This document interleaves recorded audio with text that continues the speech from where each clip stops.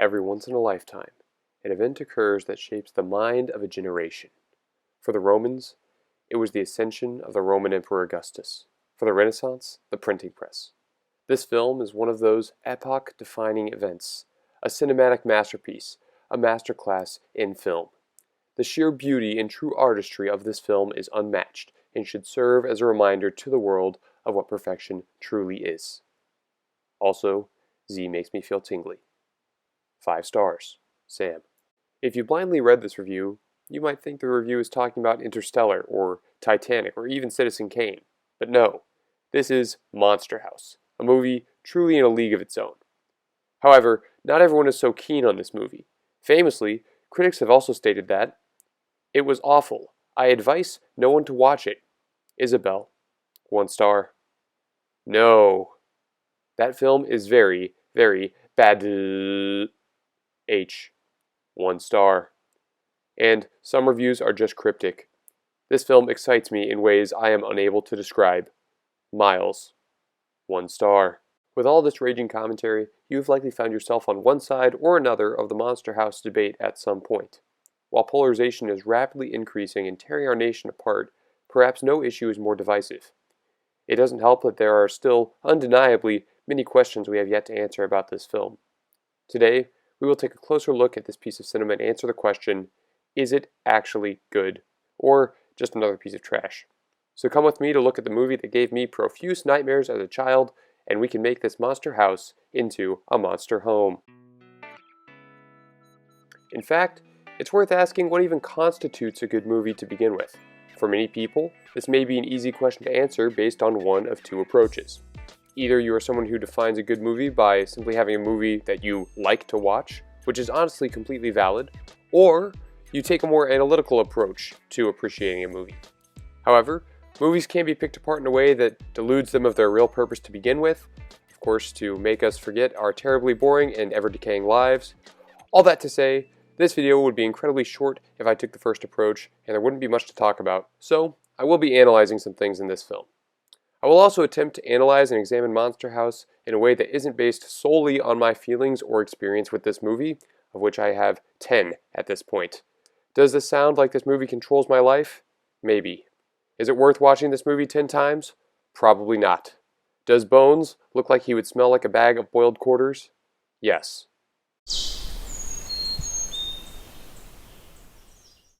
Firstly, I find it necessary to mention that this is a Steven Spielberg production. I know, it can be jarring to think that this is the product of the most commercially successful director of all time. If that wasn't enough, the story was also written by Dan Harmon. Yes, that Dan Harmon. And if you have ever seen Rick and Morty, the parallels are evident. At least the good parts. Produced in 2006, Monster House was received with just modest approval, with a budget of $75 million and a total gross profit of just under $74 million in both the US and Canada. It is fair to say it was not immediately a raging success, although it was nominated for a few awards. However, similar animated horror kids movies from this same era are remembered more fondly both in their reviews and likely in their finances as well. This would include the likes of Bride, Coraline, and Paranorman. Additionally, with the likes of Mitchell Musso, John Heder, yes, Napoleon Dynamite is in this movie, Nick Cannon, Kevin James, and Steve Buscemi, this cast is mildly impressive. I'll say it, I love this casting. All the people here fit their roles perfectly. Steve Buscemi was born to play a creepy old man like this. This is impressive, at least to me, who knows about 6 total actors, 5 of which I just listed. So this is phenomenal, especially around 2006. This was a very respectable cast. The only person I could have added would be the other actor I know, Neil O'Shaquille. However, the real strength of this movie is revealed in the...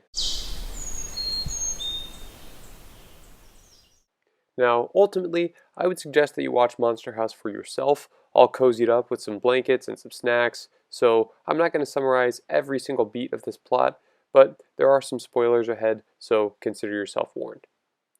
Hello, fence. These are 2 of the greatest opening words in cinematic history. Okay, maybe not, but in all honesty, from the very first scene, you can tell exactly what this movie is all about. It's for kids, it doesn't take itself too seriously, and it has a certain animation style. I know, perhaps the most mentioned aspect of this movie in reviews is the animation style. I'll save my thoughts on that for now, but it's hard not to address, so I'll be over here just restraining myself. Animation aside, the plot picks up pretty quickly, as you're introduced to our calculator watch wearing protagonist DJ, a self-conscious 13-year-old who is positive something strange is happening in the old man's house across the street. Soon, his cape-wearing, candy-loving, and easily distractible friend Chowder is introduced. I have to say, the comic relief characters can get boring or tired easily, especially in kids' movies, but Chowder fits this role well, with quick bits of dialogue and hidden jokes that you really have to listen for in order to hear. Now, let's dive into the MHCU.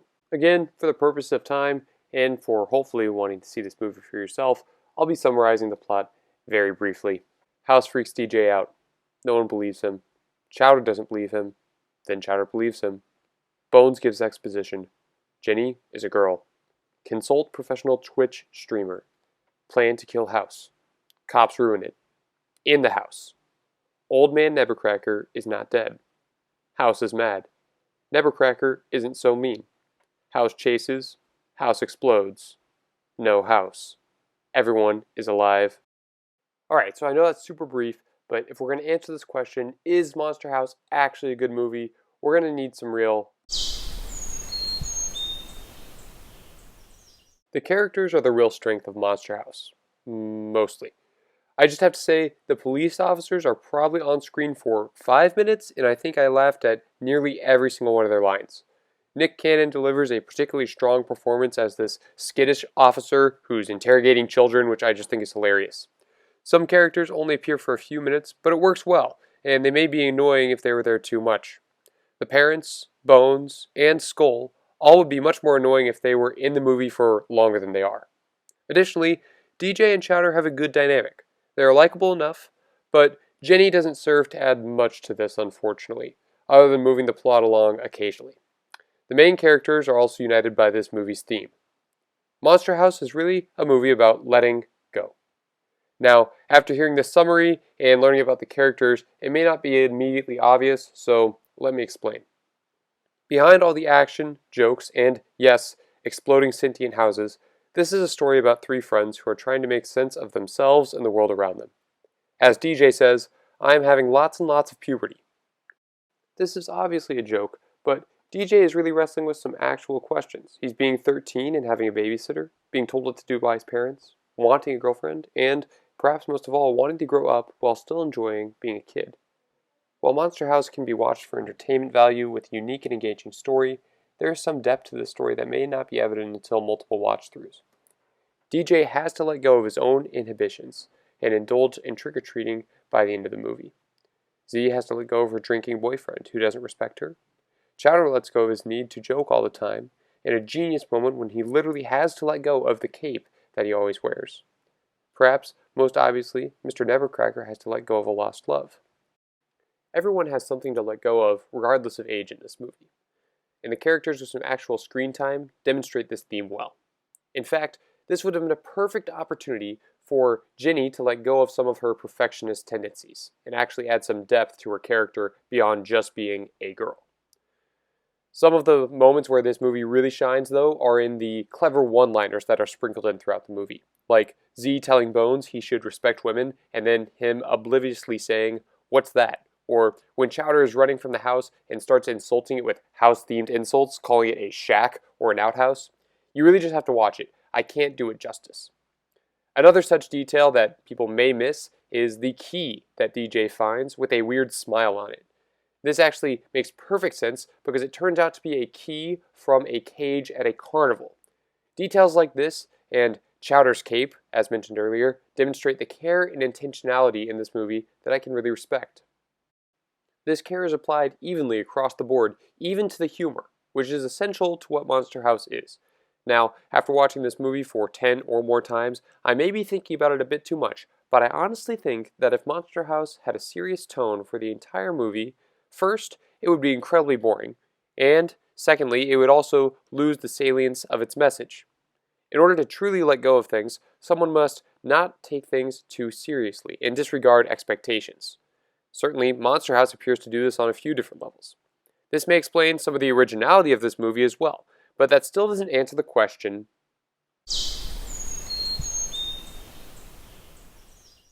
My short answer is yes, for two reasons. Reason number one, its originality, and reason number two, more broadly speaking, its place in children's media. Okay, I can't take it anymore. I'm going to talk about the animation.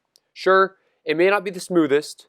The faces can look like curdled milk, but I don't think that's entirely a bad thing. Now please, just hear me out. You can say what you want about this movie, but it is striking. That brings us to our first point. In order to have such originality, there must be some risks, and this is one of them. Personally, the animation is usually not that off-putting for me, but I can definitely see it in how some of the characters move, and that makes sense. As I was researching, I found that this was actually the first animated film to be made using Sony's animation rendering software that used motion tracking bodysuits to animate the characters, which makes sense. Also, this is Jason Lee's second animated film after The Incredibles. Wait, what? Okay. Moving rapidly along. The very purpose of media in a broad sense could be summarized as making the viewer think and feel. Of course, this is endlessly debatable, but media usually either wants to convey a thoughtful message or a feeling message, and many do both. Even a message of feeling entertained or distracted could fall into this category. Honestly, the purpose and function of media could be endlessly debated in a video of its own.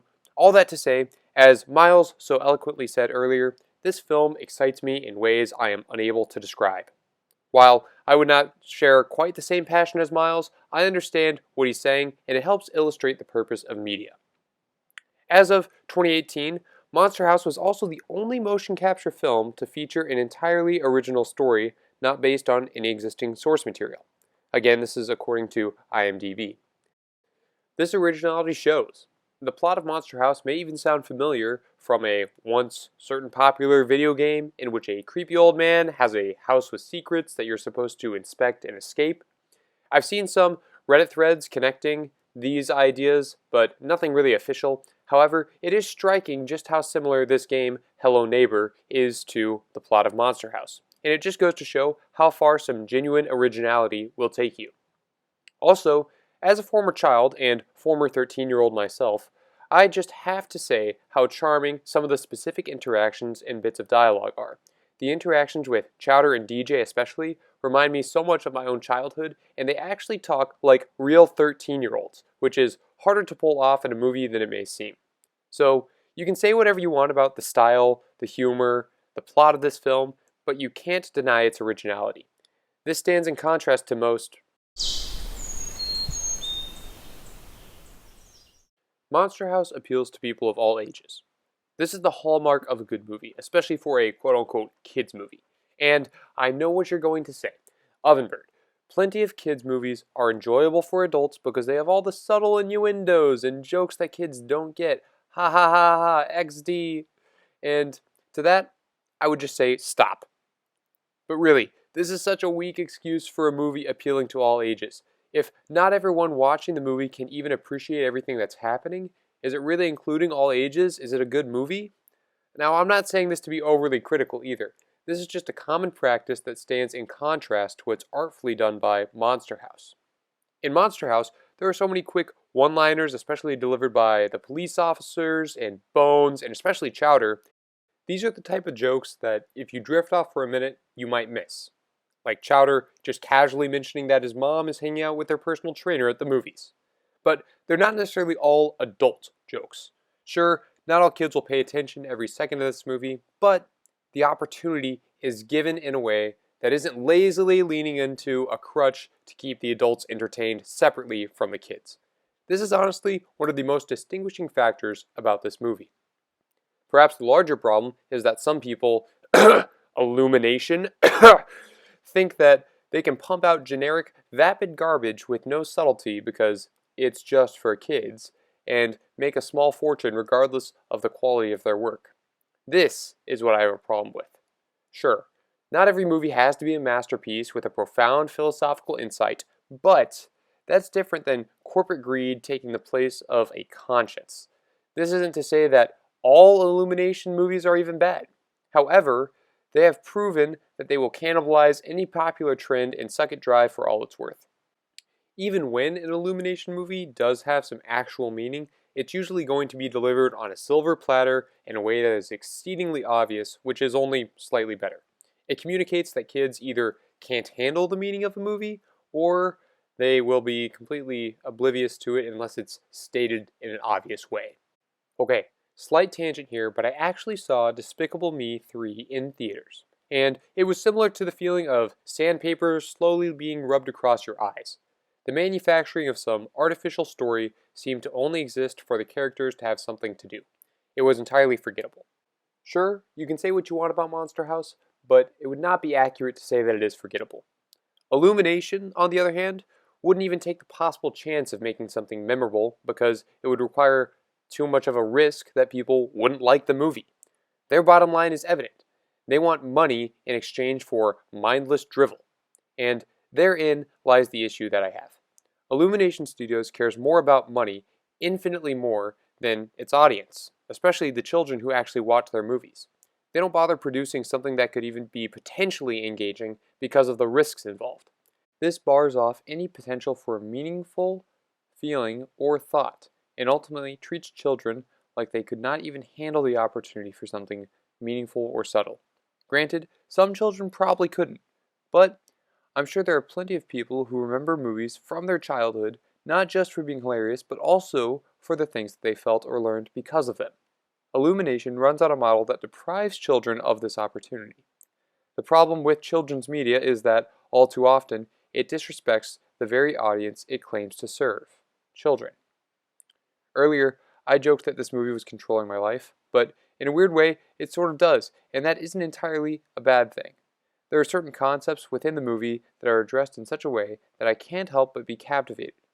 Granted, this is partially due to the subjective aspect of my own experiences, but nevertheless, the ideological importance of Monster House is impressive. On this front, Monster House is an undeniable success. Even if viewers don't pick up on every single detail or hidden meaning, they don't need to, but at least the opportunity is given to do so. Alright, the bottom line is, you may love this movie, you may think it's a steaming pile of hot garbage, but I appreciate the idea of Monster House and how it demonstrates an approach to children's media in a meaningful way. I encourage you to watch it for yourself, but hey, at the very least, it's not Illumination. So you might actually gain something from watching it. But hey, that's just a theory, a movie theory. It's time for some...